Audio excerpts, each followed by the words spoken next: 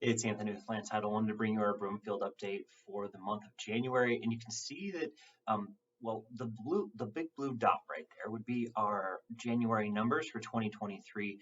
And what's really going on in this marketplace is that it seems like Broomfield's off to a slow start this year. This really doesn't happen much in Broomfield, but I don't think it's anything to be concerned about. There hasn't been as many sales, there hasn't been as many under contracts as you would normally see, but our average sales price is slightly below last year. I mean, it's pretty much in line with where we were in November, December, and I think you're going to see this market pop off probably November or like a February, March timeframe. But for right now, it just seems to still be in that slow winter time period. That's really abnormal compared to a lot of the rest of the market. The condo townhouse market, on the other hand, is off to the races already. Median's up 8% from this time last year. You're starting to see the average sales price increase again.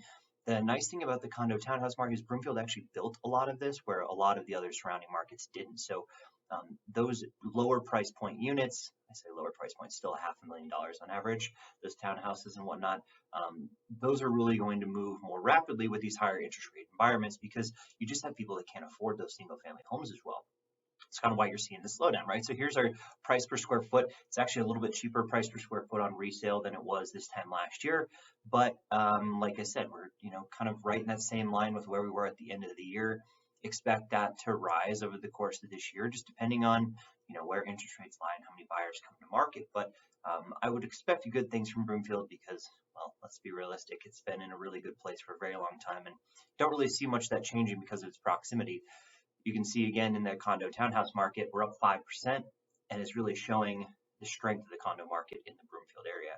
Here is our active units on the marketplace. We have 86. We're nearly double what we were this time last year, but take that with a grain of salt because we're nowhere near where we probably need to be or where we were, towards the end of last year. We're really starting in an inventory shortage again. The only issue is that sellers don't seem to be bringing things to market like they would have before. So we have a huge shortage of new listings coming to market, but that's not such a bad thing because you just don't have as many buyers out there. The only problem is we're going to stay in this inventory shortage for a little while longer. I would expect inventory to rise dramatically. Consider maybe a 2019 year where we kind of see this plateau until the weather gets nicer. We have a lot of people come to market and list. Then you're going to see those buyers interact in that same time period. That March to October time period really is the bulk of the listings in the market. So if January and February don't have a ton of listings, you're going to see that inventory come to market and you're going to see a huge rise in that active units. That being said, the under contracts and pendings tend to take place kind of along that same vein. So your buyers kind of come to market around the same time as the sellers because it's convenient to move when the weather's a little bit nicer or when it's not around the holidays. We had 71 pendings last month. It's only 7.8% down from this time last year. That is a very, very good sign. A lot of the market in Denver Metro was around 10% down. You look into Boulder County, they're about 20% down. But I would have expected us to be substantially lower than that because interest rates are double what they were at this time last year. So there's still enough buyers out there getting some stuff done. We only have a month of inventory, so it's still a strong seller's market. But that being said, expect that inventory to rise. Now, the biggest difference and what your buyers and sellers can expect from this marketplace is it's taking a lot longer to get stuff under contract, almost double, right? 22 days last January was really, really fast. We wouldn't normally expect that.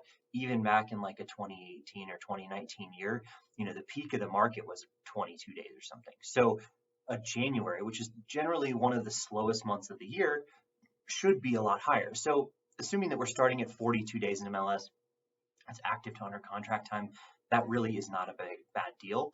So expect this to speed up. Let's probably follow that 2019 year. I would be shocked if we don't do something else, but we're going to trend down from here till June. So the pace of the market's going to pick up. It's important to reiterate that to your buyers so they get to market earlier than later.